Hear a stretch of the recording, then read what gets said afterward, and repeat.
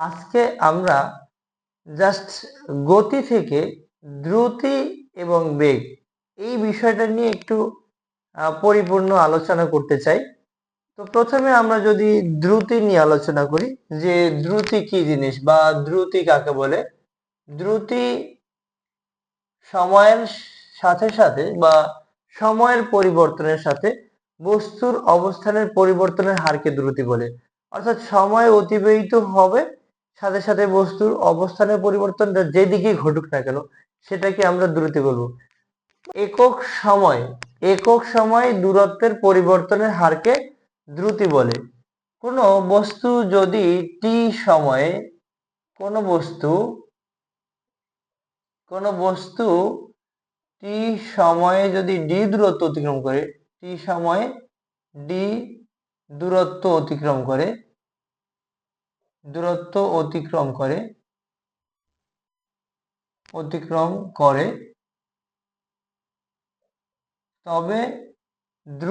তবে দ্রুতিকে ভি দ্বারা প্রকাশ করা হয়, বেগকেও ভি দ্বারা প্রকাশ করা হয়। ভি ইকুয়াল হবে ডি ভাগ টি। এখন অর্থাৎ আমরা কিন্তু বললাম যে একক সময় দূরত্বের পরিবর্তনের হার, অর্থাৎ দূরত্বকে সময় দ্বারা ভাগ করলে আমরা কি পাবো? দ্রুতি পাবো।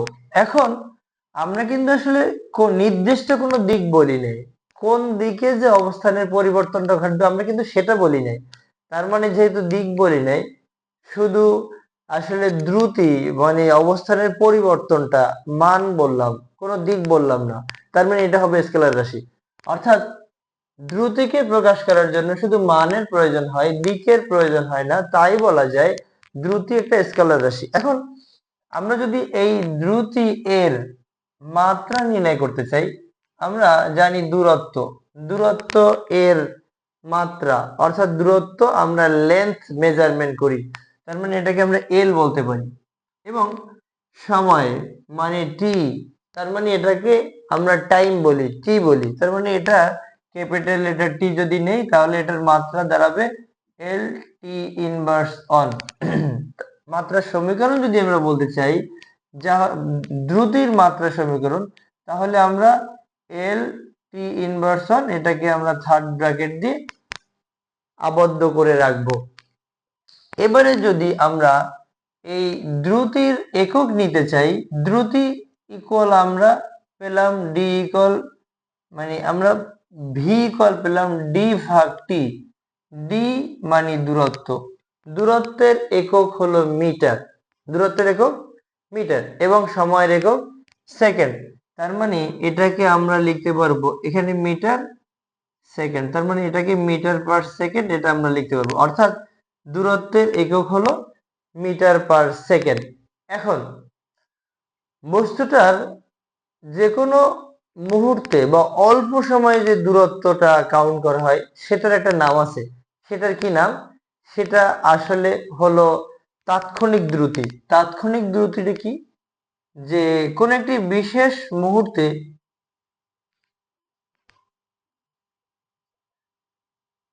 তাৎক্ষণিক দ্রুতিটা কি? কোন একটি বিশেষ মুহূর্তে বস্তুর যে দ্রুতি আছে, অর্থাৎ কোন একটি বিশেষ মুহূর্তের দ্রুতিকে বলা হবে তাৎক্ষণিক দ্রুতি। কোন একটি বিশেষ মুহূর্তের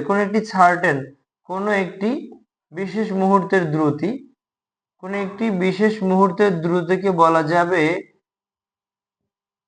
অল্প সময়ে, একেবারে কয়েক সেকেন্ড ব্যবধান, কোন একটি বিশেষ মুহূর্তের দ্রুতিকে আমরা বলতে পারি তাৎক্ষণিক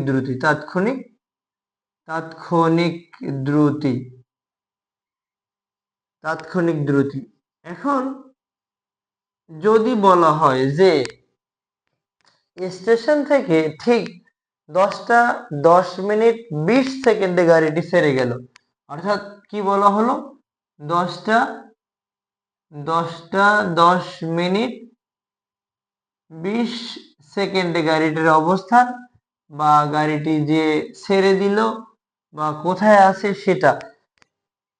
10:10 গাড়িটির দূরত্বটা কত, কত দ্রুতিতে চলছে। তার মানে এটাকে আমরা বলতে পারি তাৎক্ষণিক দ্রুতি। কোন একটি বিশেষ মুহূর্তের দ্রুতিকে আমরা বলবো তাৎক্ষণিক দ্রুতি, তাৎক্ষণিক দ্রুতি। এরপরে দ্রুতির আরো কিছু জিনিস রয়েছে, যেটা হলো সুষম দ্রুতি বা সমদ্রুতি। সুষম দ্রুতি বলতে পারি,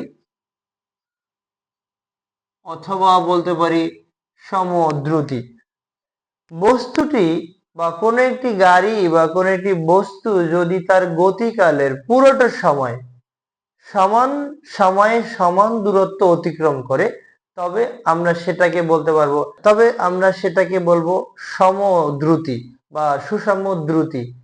যদি একটি গাড়ি প্রথম 5 সেকেন্ডে 5 মিটার দূরত্ব অতিক্রম করে, পরবর্তী 5 সেকেন্ডে যদি আবার 5 মিটার দূরত্ব অতিক্রম করে, পরবর্তী 5 সেকেন্ডে যদি আবারও 5 মিটার দূরত্ব অতিক্রম করে, অর্থাৎ প্রত্যেক সময়ের ক্ষেত্রে দেখা যায় যে তার দূরত্ব অপরিবর্তনীয়, অর্থাৎ সমহারে বাড়তেছে।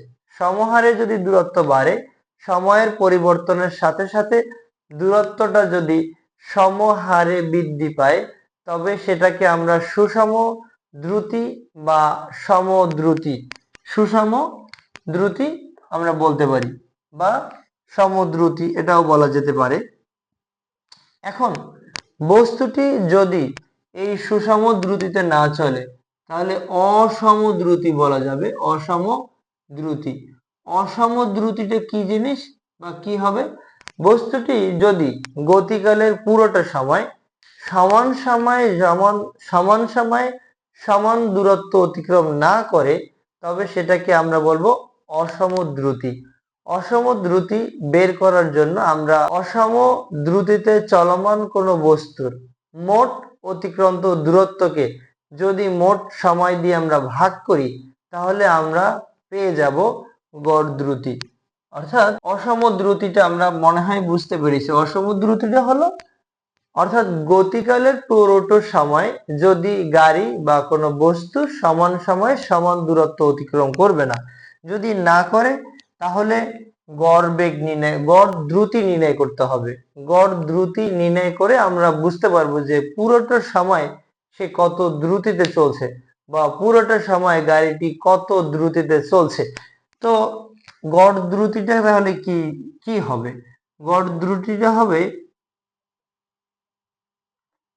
গড় দ্রুতি হবে মোট অতিক্রান্ত দূরত্ব। মোট অতিক্রান্ত দূরত্বকে যদি আমরা মোট সময় দিয়ে ভাগ করি, মোট অতিক্রান্ত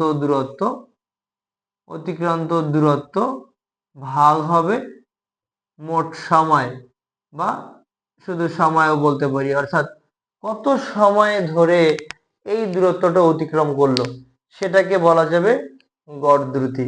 তার মানে আমরা দ্রুতির সাথে সংশ্লিষ্ট রাশি পেলাম তাৎক্ষণিক দ্রুতি, কোন একটি বিশেষ মুহূর্তের দ্রুতি তাৎক্ষণিক দ্রুতি, সুষম দ্রুতি যদি গতিকালের পুরোটা সময় সমান দূরত্ব অতিক্রম করে, তবে তাকে আমরা সুষম দ্রুতি বলবো।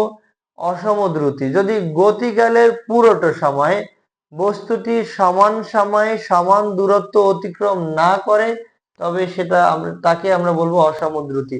অসম দ্রুতির ক্ষেত্রে অর্থাৎ অসম দ্রুতি যদি থাকে, তখনই আমরা গড় দ্রুতি নির্ণয় করব, যে এক্সাক্ট দ্রুতিটা বের করার জন্য।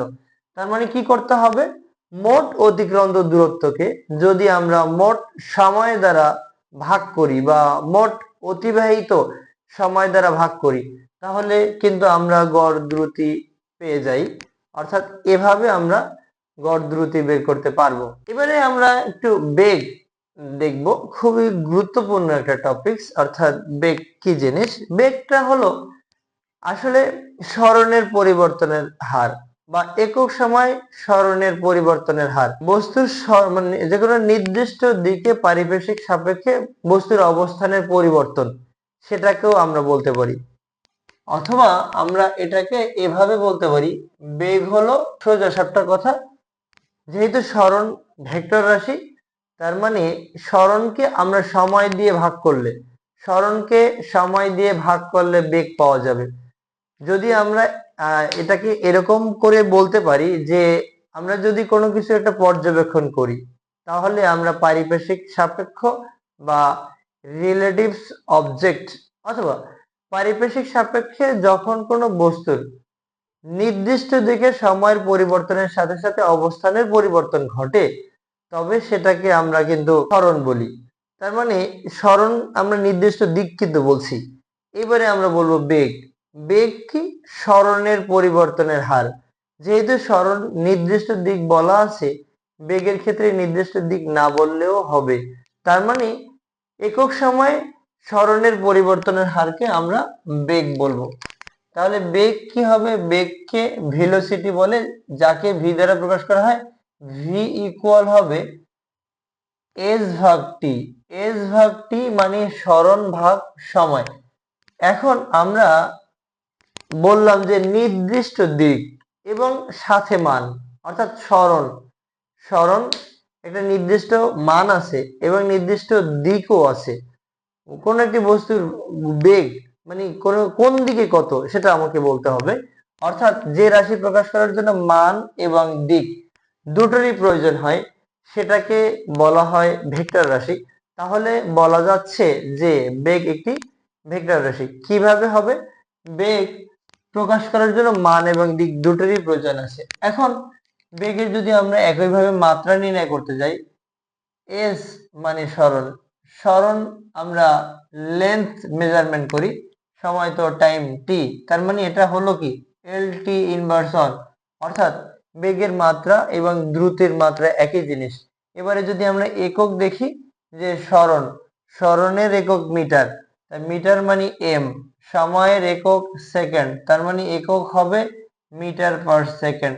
তার মানে আমরা দেখতে পেলাম যে বেগ এবং দ্রুতি দুটোরই মাত্রা এবং একক অপরিবর্তনীয়। ভিন্নতাটা কোথায়? দ্রুতি হলো স্কেলার রাশি, দ্রুতির কোনো নির্দিষ্ট দিক বলার দরকার নেই, কিন্তু বেগের নির্দিষ্ট দিক বলার দরকার আছে। এখন এখানেও যেমন তাৎক্ষণিক বেগ আছে, তাৎক্ষণিক বেগ কোন একটি বিশেষ মুহূর্তের বেগ বলতে পারি।